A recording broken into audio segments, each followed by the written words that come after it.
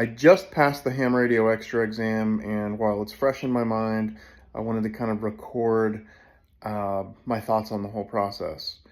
It is a lot more difficult than the general. Well, let me get into some backstory first. So, I got my technician license several years ago, and um, I honestly never really did a whole lot with it. I kind of got interested in amateur radio. I um, bought like a Baofeng, like most people do, and went and passed the exam, got all eager, and then I passed the exam, and then I looked at this radio. I was like, I still don't really know how to use this thing, and kind of that learning curve was quite steep, and I just never really did much with it. I would turn it on from time to time, listen to weather radio, that kind of thing. It was all still kind of a mystery. So fast forward to back in January, I happened to get a fantastic deal on a Baofeng, but it was a upgraded model, the F8HP Pro. And something about this F8HP Pro was so much more intuitive. Like, it just kind of made sense when I turned it on. It was a big, full color screen. You could kind of see a lot more of what you're doing with it. And I just kind of like fell in love with it, I guess. I could actually connect to repeaters. I was able to program it pretty easily. And I've just kind of been off to the races since then. So I went ahead, I thought, I found myself doing a lot of browsing for gear, like online shopping. And I was like, I need to cool it with this. I'm going to end up in the same situation. I'm going to end up buying a bunch of stuff that I don't really know how to use. So I'm going to kind of make sure I'm dedicated to this, make sure I'm going to stick with this. I thought, well, I'll study for the general. So I did that. I studied for the general. I took the general exam online, hamstudy.org. That's the app that most people use for studying because it's like a flashcard system. But they also have all kinds of links to online testing that you can do. And you can find free testing available. Some organizations will do it free, but think about your time and your driving and all that, I think it's worth it to just pay for the online testing. So I paid $15 to do the test. I don't remember which organization I did it through. Passed my general after using hamstudy.org. And then in the follow-up, kind of after I passed that exam, we had a little conversation, and they said, hey, while you're in this kind of study mode, it's a good idea to just keep on studying for the extra and get it. And I thought, well, I'm not really worried about getting the extra at this point. But as I thought about it, that made a lot of sense because I know myself, and I know that kind of getting into that study mode focused on a particular area isn't always that easy. And I was in study mode, I was interested, and I thought, once I get extra, I'd have it for life. I mean, as long as I keep renewing my license, you don't have to take the test again. So I thought, you know what, I'm going to do it. I'll just keep studying for a little bit and see what happens. So that's what I did. And it's been about a month, I think, since I did that. And I can say that it is, you can kind of cram and memorize 400 questions. 600 is really it's a much more difficult challenge, at least for me. I found it that way.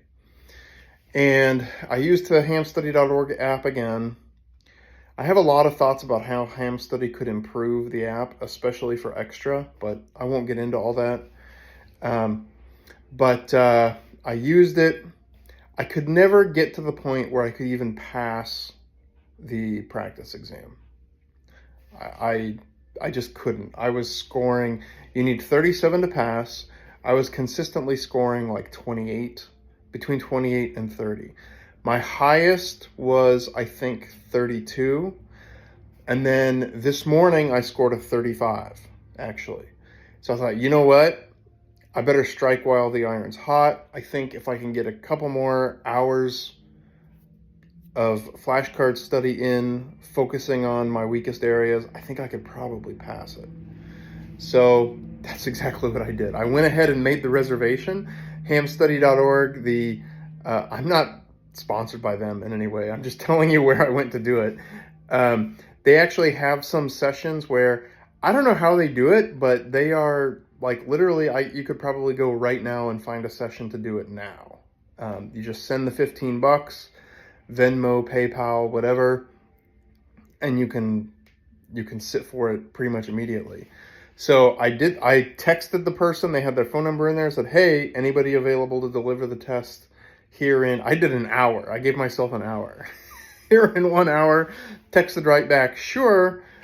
I did the registration, sent the money, and then I just focused on hamstudy.org or ham study, focusing on my weakest areas, and I did the test. The online system is actually pretty smooth. I did it on my phone. I had Zoom installed on my phone. I did it in the bathroom. That was easier for me than cleaning up my office area and using my computer. And I'd rather not like share my screen with my computer and stuff. You do have to share your screen, and they're gonna look at your apps open, make you close your apps, that kind of thing. So if you have privacy concerns, just do a little advanced planning around that. Get the main apps you use off your home screen and all that kind of thing. And yeah, I went through it, and as I'm going through, like, first set of questions, I'm like, oh man, I got like, this batch of questions they're ones that I'm not familiar with. I haven't seen these in a long time. So I went through it. After about halfway, it got a lot easier. I was much more familiar with the questions in the last half of the exam. But I went all the way back to the beginning and kind of reviewed my questions, which, as a former teacher, I would tell you, don't do that, because a lot of times your first instinct is correct. But in this case, I did change a few answers because I kind of remembered I had to kind of, I don't know, knock the cobwebs off my brain a bit and pull things back from earlier in my study sessions, because when Ham Study thinks that you've mastered a question, it won't show it to you again for a long time. I mean, you got 600 questions you're studying. So that's kind of what had happened during my actual exam. But by the time I got about halfway through, I felt like some of those cobwebs were coming loose. So like, I'll just go back and revisit them. I did end up changing a few questions, and I passed the exam by 2 questions. So I think changing the answers on some of those questions, I think it probably helped me to pass. So I did not think that I passed. I even made a comment. I was like, all right, well, I'm just going to wrap this up, and I'm probably going to have to study some more this afternoon and try again tomorrow. And so let's just do it. We graded the exam, and I passed. I got a 37. So passing, no, I got a 38. I got a 38. Passing score is 37. So I squeaked by, I passed, and I'll have my new call sign here in a couple days. I do like the online testing system. It's really pretty easy. The people are nice. They seem to love doing what they do. So it's a comfortable atmosphere, and it's really, there's no reason not to do it. There's no maximum number of times you can take the test. So, I would make sure you're studying, but don't just randomly take the test without studying. But there's no really, it's fine if you take it and then you fail. But I had a really good experience. I passed, and I'm looking forward to my new call sign here in a couple days.